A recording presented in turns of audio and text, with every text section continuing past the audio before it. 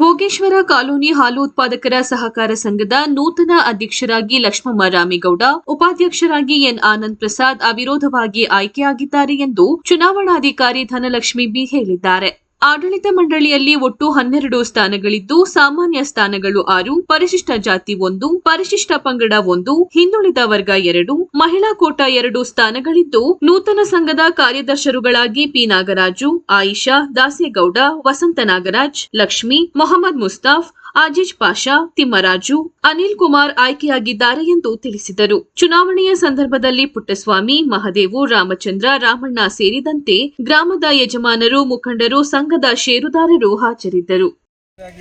ನಮ್ಮ ಬೈಲ್ವನ್ colony, Bhogeshwara colony ಹಾಗೂ ದೊಡ್ಡಕೇರೂರು ಗ್ರಾಮದಲ್ಲಿ ಹಾಲು ಉತ್ಪಾದಕರ ಅಧ್ಯಕ್ಷರಾಗಿ ಆಯ್ಕೆಯಾದಂಥ ಲಕ್ಷ್ಮಮ್ಮ ಅವ್ರಿಗೂ ಕೂಡ ನಾನು ಸ್ವಾಗತವನ್ನು ಕೋರ್ತೇನೆ.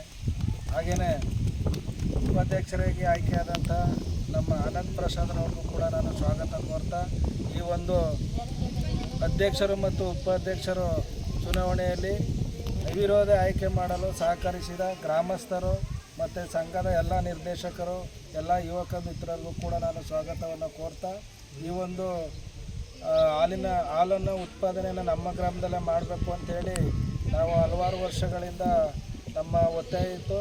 ಇವತ್ತು ಆ ಒಂದು ಕನಸು ಈಡೇರಿದೆ. ಇನ್ನು ಮುಂದೆ ಎಲ್ಲೂ ನಮ್ಮ ಗ್ರಾಮದಲ್ಲಿ ಹೆಚ್ಚು ಹಾಲು ಉತ್ಪಾದನೆ ಆಗಲಿ, ಎಲ್ಲರೂ ಕೂಡ ಆರ್ಥಿಕವಾಗಿ ಡೆವಲಪ್ ಆಗಲಿ ಅಂತೇಳಿ ಈ ಒಂದು ಕಾರ್ಯಕ್ರಮದಲ್ಲಿ ಭಾಗವಹಿಸಿ ನನ್ನನ್ನು ಕೂಡ ಒಬ್ಬ ಇಲ್ಲಿ ಒಮ್ಮತವಾಗಿ ಅವಿರೋಧ ಆಯ್ಕೆ ಮಾಡಲು ಸಹಕರಿಸಿದ ಎಲ್ಲರಿಗೂ ಕೂಡ ನಾನು ಉತ್ಪೂರ್ವಕವಾದಂಥ ಧನ್ಯವಾದಗಳು ಹೇಳ್ತಾ, ಈ ಒಂದು ಅವಿರೋಧ ಆಯ್ಕೆ ಕಾರಣರಾದ ಎಲ್ಲರಿಗೂ ಕೂಡ ಮತ್ತೊಮ್ಮೆ ನಾನು ನನ್ನ ಹೃದಯಪೂರ್ವಕವಾಗಿ ಅಭಿನಂದನೆ ಸಲ್ಲಿಸ್ತಾ ನನ್ನ ಒಂದೆರಡು ಮಾತನ್ನು ಮುಗಿಸ್ತೇನೆ. ಬಗ್ಗೆ ಎಲ್ಲ ಪರಿಶೀಲನೆ ಆದಮೇಲೆ ಕಣದಲ್ಲಿ ಇಬ್ಬರೇ ಉಳಿದಿದ್ದಾರೆ. ಅವ್ರ ಬಗ್ಗೆ ಘೋಷಣೆ.